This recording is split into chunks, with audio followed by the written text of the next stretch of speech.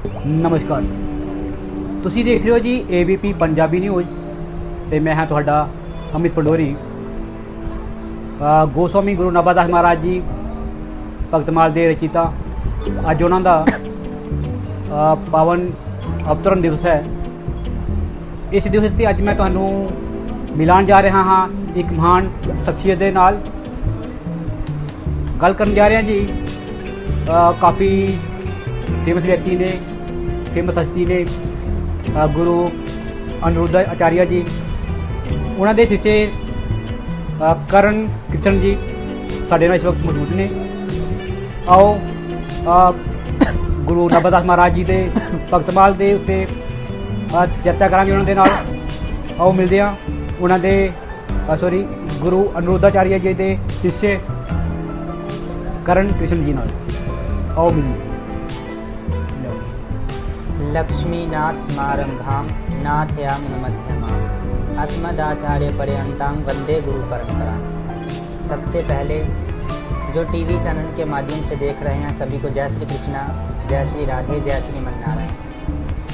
आज यहाँ पर आकर श्री गुरु नाभादास जी महाराज के जो भक्तमाल पर हमने कथा की तो यहाँ के भक्तों के अंदर हमने उत्साह देखा नाभादास जी के बारे में।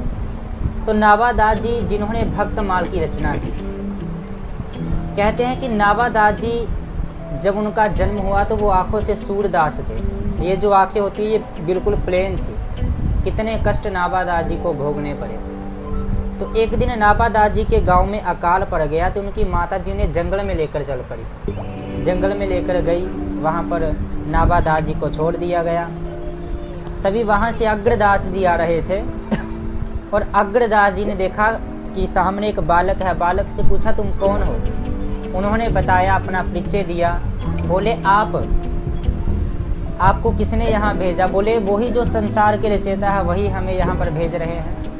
तो उन्होंने जल के छिपे उन पर दिए तो नाभादास जी के नेत्र अपने आप वापस आ गए।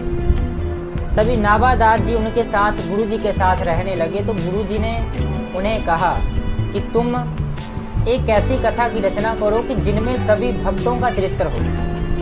उनमें एक श्लोक आता है भक्तमाल जी में कि अग्रदेव आज्ञा दई भक्तन को जस गाओ और भव सागर से तरन को नाही कोई उपाय। बोले भव सागर से तरने के लिए इनसे बड़ा कोई उपाय नहीं। तो संत श्री गुरु नाभादास जी ने गुरुदेव से कहा, गुरु जी राम कृष्ण की कथा तो मैं फिर भी सुना सकता हूँ पर भक्तों का जस गाना तो बड़ा कठिन है, इसलिए मैं भक्तों का जस कैसे गा सकता हूँ। तो उन्होंने कहा कि आप जिन जिन भक्तों को स्मरण करोगे वो अपने आप आपके हृदय में आकर अपनी कथा को सुनाएंगे, अपनी व्यकथा को सुनाएंगे। तो नाभादास जी जब कथा लिखने लगे तो नाभादास जी जिन जिन भक्तों को बुलाते वो सामने उनके सामने प्रकट होकर अपनी कथा सुनाने लगते। तभी नाभादास जी ने अपनी भक्तमाल की रचना की और 200 से अधिक भक्तों की उन्होंने उनमें कथा लिखी।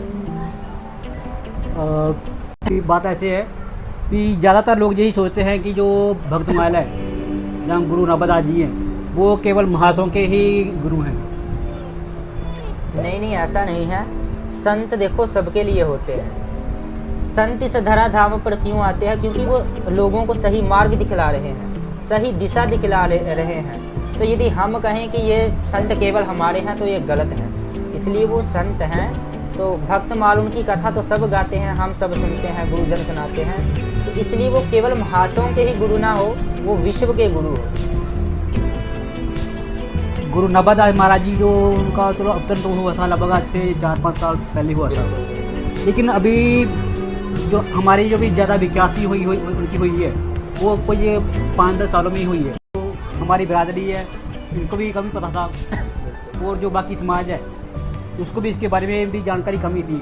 10-12 साल जो हुए लगभग जो पीछे चले गए हैं उन्हीं में ज़्यादा इनकी विख्याति हुई है। तो लोगों का मानना था कि अभी ये गुरु कहाँ से आए हैं, अभी पहले कहाँ थे। देखो हमने इन्हें खोजा नहीं। ये भक्तमाल कोई आज की नहीं लिखी हुई। ये भक्तमाल तो कई साल पुरानी संत जी लिख गए, भक्तमाल जी लिख गए। हमने खोजा नहीं।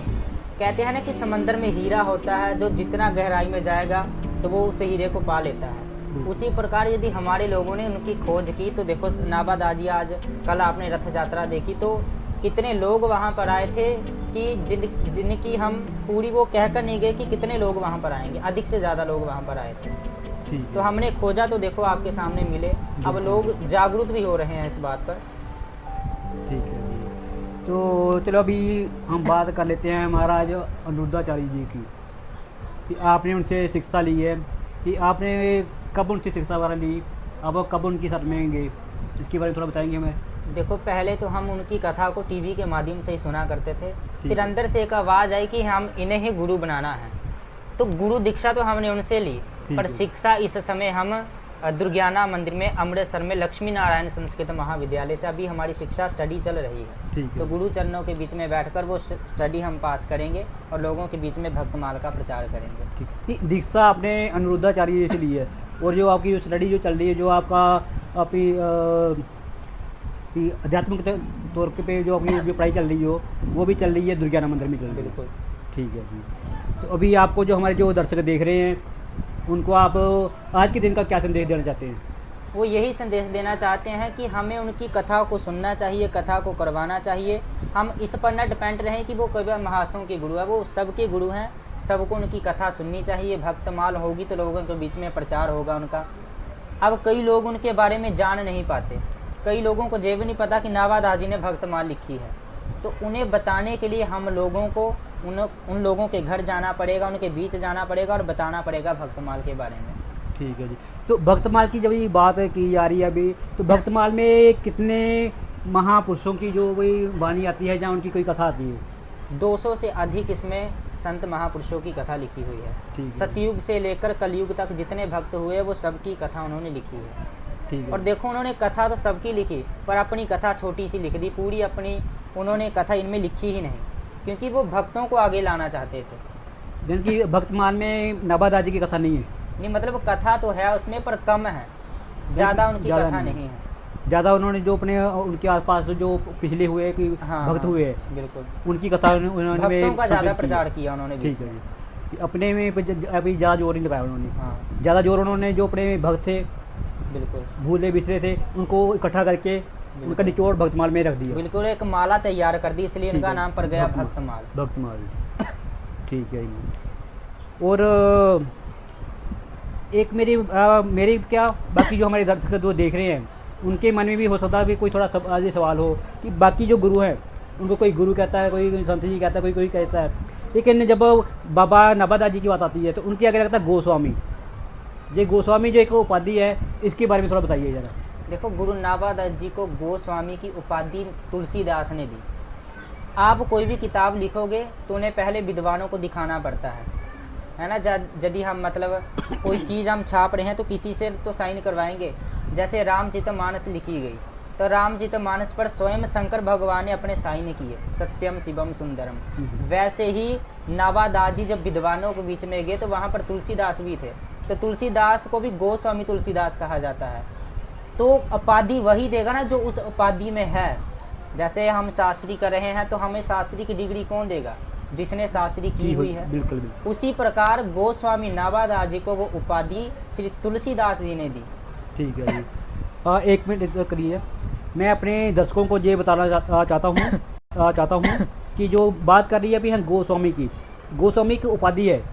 मैं तो पंजाबी में बोल देता हूँ मैं कि गोस्वामी एक उपाधि है। जितना ਅੱਜ ਦੇ ਸਮੇਂ ਜਿਹਦਾ ਚਲਦੀ ਪਈ ਹੈ ਜੀ PhD, ਉਸ ਤਰ੍ਹਾਂ ਦੀ ਵੀ ਜੇ ਕੋਈ ਬੰਦਾ ਕੋਈ ਜ਼ਿਆਦਾ ਪੜ੍ਹ ਲੈਂਦਾ ਹੈ, ਜ਼ਿਆਦਾ ਪੜ੍ਹਾਈ ਕਰ ਲੈਂਦਾ ਹੈ, ਤਾਂ ਉਸ ਨੂੰ ਉਪਾਧੀ ਦਿੱਤੀ ਜਾਂਦੀ ਹੈ ਡਾਕਟਰ ਦੀ, ਡਾਕਟਰੇਟ ਜਾਂ ਕਿ PhD।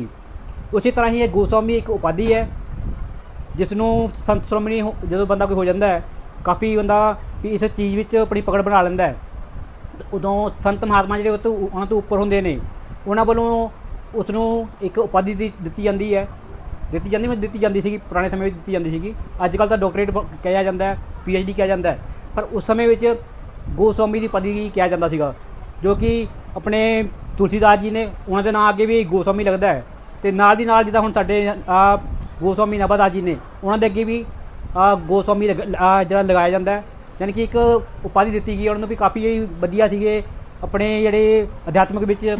ਉਹਨਾਂ ਨੇ ਕਾਫੀ ਜਿਹੜੇ ਭਗਤਾਂ ਦੀ ਜਿਹੜੀ ਵੀ ਬਾਣੀ ਹੈ ਜਾਂ ਉਹਨਾਂ ਦੀ ਕਹਿ ਸਕਦੇ ਕਥਾ ਕਹਿ ਸਕਦੇ ਆ, ਉਹਨਾਂ ਨੂੰ ਇੱਕ ਮਾਲਾ ਦੇ ਰੂਪ ਵਿੱਚ ਬਣਾ ਕੇ ਤੇ ਭਗਤ ਮਾਲ ਦਾ ਜਿਹੜਾ ਵੀ ਉਹ ਸੰਗ੍ਰਹਿ ਬਣਾਇਆ ਇੱਕ। ਹਾਂਜੀ, ਬਾਕੀ ਹੁਣ ਗੱਲ ਕਰਾਂਗੇ ਆਪਣੇ ਜੀ ਕ੍ਰਿਸ਼ਨ ਸੋਰੀ ਕਰਨ ਕ੍ਰਿਸ਼ਨ ਜੀ ਨਾਲ।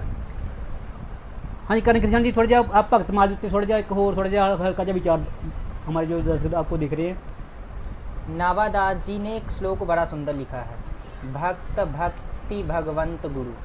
नावादास जी कहते हैं कि आज के लोगों में प्रचलन है कि ये हमारे गुरु हैं, हम इसको नहीं मानेंगे, हम इसको नहीं मानेंगे। तो नावादास जी कहते हैं कि भक्त भक्ति भगवंत और गुरु ये देखने में चार हैं पर है ये एक। तो नावादास जी इसमें भक्तमाल में ये शिक्षा देते हैं कि हमें किसी से भेदभाव नहीं करना है, ये देखने में चार हैं पर है एक। जैसे एक स्त्री होती है, उस स्त्री का नाम माना कि रमा है, तो उनकी जो माँ है वो ने किस भाव से देखेगी, ये हमारी बेटी है। उनका पति किस भाव से देखेगा, ये हमारी पत्नी है। उनका बेटा किस भाव से देखेगा, ये हमारी माँ है। मतलब है तो वो एक पर नाम उनके चार चार हैं। बिल्कुल बिल्कुल। उसी प्रकार संत एक हैं, ये लोग नाम ही चार पाए। हमारे यहाँ चार होते हैं, साधु संत ऋषि और मुनि, ये है एक ही। साधु किसे कहते हैं, जो साधना करते हैं वो साधु हैं। ऋषि किसे कहते हैं, जो रिसर्च करते हैं वो ऋषि है। साधु संत ऋषि और मुनि, मुनि किसे कहते हैं, जो इनसे ऊपर की पदवी है वो मुनि है। ठीक है जी। तो अपना गोस्वामी जी का जो नाम पड़ा है नाभादास पड़ा है, पहले उनका नाम नारायण दास जी था पहले। नारायण दास। ठीक है जी। तो जब नाभादास पढ़ा है उसकी थोड़ी सी कथा हमारे जो दर्शक हैं उनको बता दीजिए। देखो, जब हम कोई महापुरुष के पास जाते हैं तो महापुरुष एक अपना नाम देते हैं। जैसे हमारा नाम करण है, पर घर का नाम करण है, पर गुरु जी के पास गए, उन्होंने कहा नहीं जी आप आगे कर्ण कृष्ण लगाइए। कर्ण कृष्ण लगा दीजिए। हमारे 16 संस्कार होते हैं सनातन धर्म में, और 16 संस्कार में यज्ञोपवीत संस्कार होता है, कर्ण छेदन संस्कार होता है। तो उनमें एक गुरु खुशी के मारे शिष्यों को देता है कि आपका आज से ये नाम है। जैसे हमारे गुरु अनिरुद्धाचार्य जी हैं, उनका पिछला नाम जो था वो अनु था, पर गुरु जी ने दिया कि आपका नाम अनिरुद्धाचार्य होगा। करण जी, जाते जाते अभी हमारे जो आपको दर्शक देख रहे हैं इनको अपना मैसेज दे दीजिए थोड़ा। हम यही कहना चाहते हैं कि वो संत सबके लिए हैं। संत समागम हरि कथा तुलसी दुर्लभ होए। ये संत समागम और हरि कथा बार बार नहीं मिलती, इसलिए संतों के चरणों में हमें जाना चाहिए और संतों से कुछ ना कुछ हमें सीखना चाहिए। भक्त माल जी को हमें पढ़ना चाहिए और सबके बीच में उनका प्रचार करना चाहिए। अधिक समय ना लेते हुए सभी को